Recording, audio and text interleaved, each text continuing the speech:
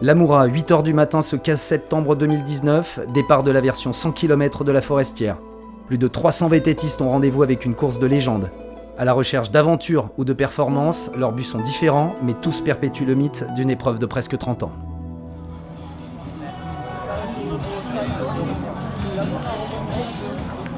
Concentration maximum pour les principaux favoris, comme Sébastien Carabin, le champion de Belgique. Que le soleil arrive, que ça se réchauffe un peu, parce que je préfère quand il fait meilleur. C'est une course où il faut être complet, il y a un peu de tout. C'est un parcours assez casse-pattes, il faut des pistes plus de s'apnir au début et puis un peu plus de chaos à la fin. Une succession de montées et descentes. Il n'y a jamais vraiment de longues côtes, mais c'est casse-pattes quand même. I would like to try to win the race. I never won here before. But it's not easy. It's a hard track, strong competition, and just give my best and see what the outcome is. Aujourd'hui c'est tout sec, toutes les conditions sont là pour que ça se passe bien, donc on va prendre un maximum de plaisir et passer une super journée sur le VTT. On part un petit peu plus haut en altitude que l'endroit où on arrive et on se balade sur les plateaux du Jura, dans les champs, dans les petits chemins, sur des singles. C'est très atypique comme course avec des paysages et un parcours qui est vraiment sympa. Of course I want to win again, but summer was very different to last year. A long hard race where you can hardly rest, always bumpy. A lot of technical sections uphill and very intense all the time.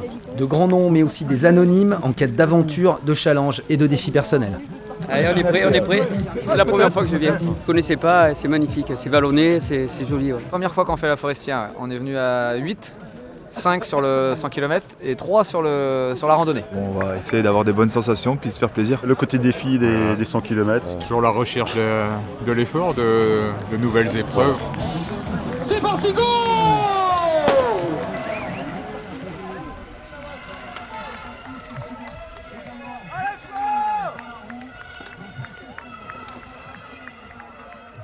Dès les premiers kilomètres, le rythme est soutenu et celui-ci ne baissera pas grâce à des conditions idéales sur un terrain sec et roulant.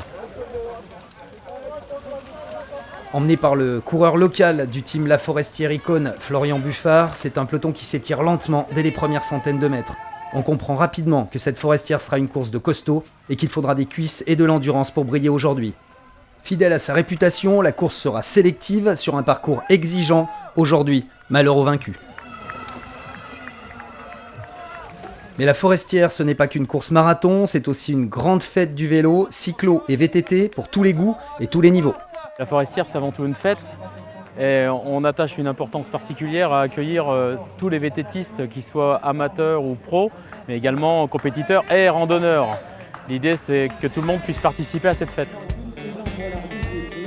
Un village exposant sous le soleil, l'occasion pour les participants et leurs accompagnateurs de réaliser de bonnes affaires et de profiter des nouveautés 2020. Des courses pour les grands, mais aussi pour les plus jeunes, jusqu'aux tout petits. Le virus du VTT, ça s'attrape très tôt. Allez, c'est parti pour ce premier départ. Mais la Forestière, c'est aussi une ambiance conviviale dans le cadre des Randos d'Or Octéo.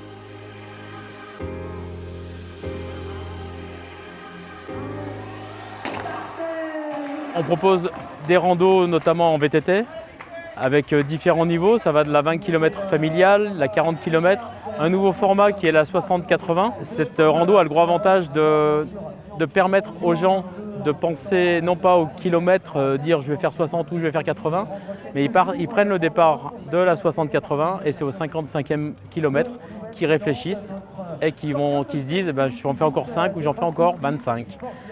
Et maintenant on développe également un nouveau package qui est un package avec l'hébergement qui est compris dedans, une randonnée sur 2 jours. On s'adresse vraiment maintenant à tout niveau et tout le monde peut participer à la fête, que ce soit un débutant ou un expérimenté. On a également l'objectif, c'est important, d'être vecteur de tourisme, que ce soit sur le département de l'Ain et sur le département du Jura et en général sur les montagnes du Jura. Pendant ce temps-là, la course bat son plein et Thomas Ditch, multiple fois vainqueur de la Forestière, nous le fait vivre de l'intérieur. Ça fait quelques années avec Bulls qu'on a mis en place des projets en fait en e-bike. On est en fait en vélo électrique avec des caméras embarquées, stabilisées bien sûr pour que l'image soit complètement nette et donc en fait pour vous faire vivre de l'intérieur une course de VTT, donc au contact des pilotes pros de la Forestière comme c'est le cas ici. Première difficulté du parcours dans le massif de la Serra et les premiers portages, passage incontournable pour toute épreuve VTT marathon de ce niveau. On sent bien que certains sont déjà dans le dur, la course se joue sur le vélo mais aussi dans les têtes. Les premiers kilomètres de course sont rendus exigeants par un rythme élevé et on comprend rapidement que la sélection se fera par l'arrière.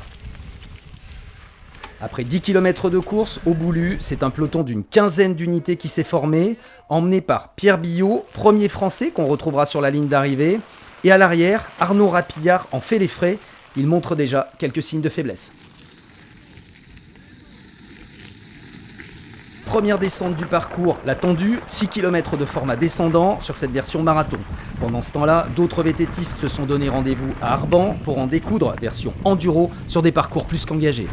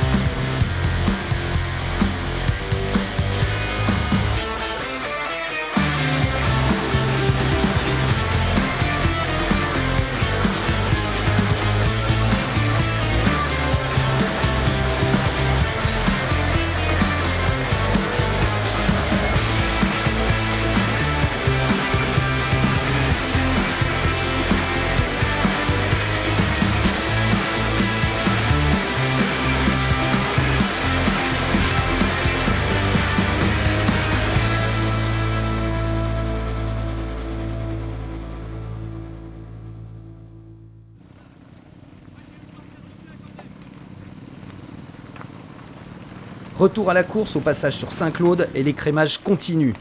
Après l'impulsion du sociétaire du team La Forestière Icône, Florian Buffard, c'est Urs Hubert, le leader provisoire, porteur du maillot du challenge de l'Alpine Cup qui prend la direction des opérations, assisté de Daniel Emensi, le vainqueur de la première édition de ce même challenge. Ça se regarde et certains sont dans le dur, la sélection continue. Pour Alexis Paris et Emeric Turca, les choses se compliquent, et même si le sourire du champion de France est toujours là, on le sent crispé dans la montée de la Croya. Pour le sociétaire de la Soudal, Christian Cominelli, et pour le Belge, Sébastien Carabin, les choses se compliquent également. C'est le moment qu'Urs Hubert choisit pour attaquer, et forcément à l'arrière il y a de la casse, et c'est Daniel Emensi qui en fait les frais. Et décidément, ce n'est pas un jour de fête pour la Soudal, avec un Christian Cominelli pratiquement capot ouvert dans les pentes à 20%. Et aux Moussières, la course est déjà décantée.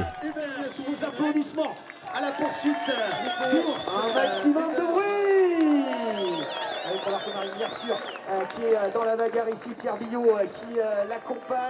On est dans le groupe. Les Moussières, point de passage de la version 100 km, était aussi le lieu de départ de la version féminine. Ce qui se fait de mieux sur la planète VTT Dames Marathon, visage tendu, concentration maximum pour 75 km de course. C'est parti, go! Cette distance, c'était aussi ce qui était proposé aux concurrents qui avaient choisi la version Forestière 75 km Bulls Bike pour une course animée dès le départ par ceux qui réalisent le doublé sous les couleurs du CBAC Vienne, Anthony Collet-Beillon et Max Danon.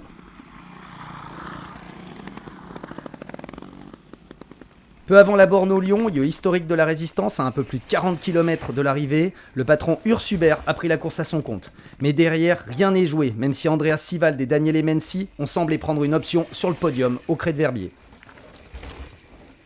Pour la tête de course, peu de temps pour le mémorial du Maquis de l'Ain et du Haut-Jura et pour admirer le Crêt de Chalam. Pour cela, ils devront revenir. Mais de l'arrière, après avoir connu quelques soucis mécaniques, Karl Platt revient à la charge et reprend 1 à 1 les concurrents qui le précèdent. Pierre Billot et Sébastien Carabin en font les frais, la course est loin d'être terminée. En tête de course, loin de cette agitation, Urs Hubert peut profiter des superbes paysages de l'Ain avec plus de 5 minutes d'avance sur ses poursuivants immédiats. Au passage du Prapon aux portes de l'Ain, Andreas Sivald et Daniel Emensi pensaient pouvoir s'expliquer à deux pour le podium. Mais derrière eux, une fusée allemande était lancée à leur trousse. À la prairie des Chalons, à moins de 10 km de l'arrivée, même si les jambes sont lourdes, le rythme reste élevé pour tous, notamment pour Valentin Revaux, le sociétaire d'Ambérieu-en-Bugey, qui brillera dans la catégorie espoir. Pendant que sur le grand parcours de 100 km, la concentration est de mise, sur la version cyclosportive de la Forestière, en cette fin de saison, les sourires sont de sortie sur des parcours magiques entre régions Auvergne-Rhône-Alpes et Bourgogne-Franche-Comté. On a vécu une très belle édition de par la météo exceptionnelle. Voilà, donc sur nos parcours cyclo, à la fois 85, le 50 km randonnée qu'il ne faut pas oublier, et puis notre grand parcours, le 140 km. Nous sommes à 600 participants, donc une nette augmentation par rapport à l'année précédente. Alors faire découvrir nos sites sur nos deux départements, c'est évidemment sur le département de l'Ain, les gorges de la rivière d'Ain, bien entendu, puis le passage dans les vignes de Cerdon. Pour remonter sur notre département du Jura, où là c'est les Hautes-Combes, les forêts d'épicéas. Ce qui est toujours remarqué, c'est pour toutes nos épreuves, c'est évidemment la disponibilité des bénévoles, l'organisation qui est donc plébiscitée, mise en premier. Une belle organisation dans des sites remarquables sur nos deux départements permettent d'atteindre une épreuve, une manifestation de très bon niveau. L'arrivée du patron sur cette édition 2019 et la victoire d'Urs-Hubert en un petit peu plus de 4h25 qui s'impose avec la manière pour la première fois, comme il l'explique à notre micro. It was a tough race. I pushed after Saint-Cloud in the climb. We came together with Carl away, but then he had some mechanical problems, and then I was alone with 60 km to go. I know it's still a long way, and the middle part is flat. But I pushed and nobody could come back and really happy about the win today. Karl Platt, l'ancien champion d'Allemagne autour d'une énorme remontée, vient réaliser le doublé pour Bulsbach et prive ainsi Andreas Sieveld d'une seconde place qui lui tendait les bras. Chez les dames, Samara Shepard, la championne néo-zélandaise, était intouchable. It was a tough race, but it was so beautiful. The countryside was really magnificent, so really enjoyed it. Thank you. Grete Steinberg et Margot Moschetti, notre championne tricolore, pour son retour à la compétition, complète ce podium féminin. Dès le début, j'ai essayé d'être dans le groupe de tête. Après, j'ai vu que j'avais un bon petit rythme et du coup, j'ai essayé de rouler. Après, à la fin, elles étaient quand même fortes et je sens que c'est ma reprise. Une grande édition avec de grands champions pour des podiums internationaux. La Forestière 2019 avait tout d'un grand cru cette année.